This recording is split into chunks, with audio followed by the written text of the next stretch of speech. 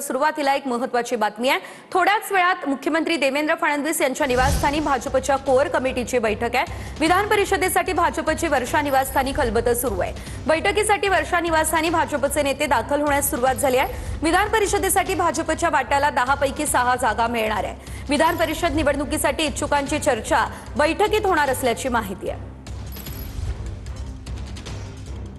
तर विधान परिषदेसाठी भाजपमध्ये स्पर्धा रंगली आहे। पाहुयात ते नेते नेमके आहेत कोण।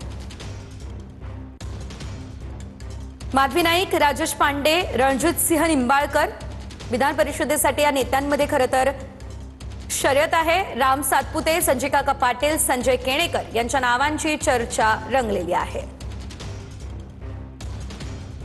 प्रज्ञा सातव आणि अर्चना पाटील साकूरकर यांचंही नाव घेतलं जात आहे।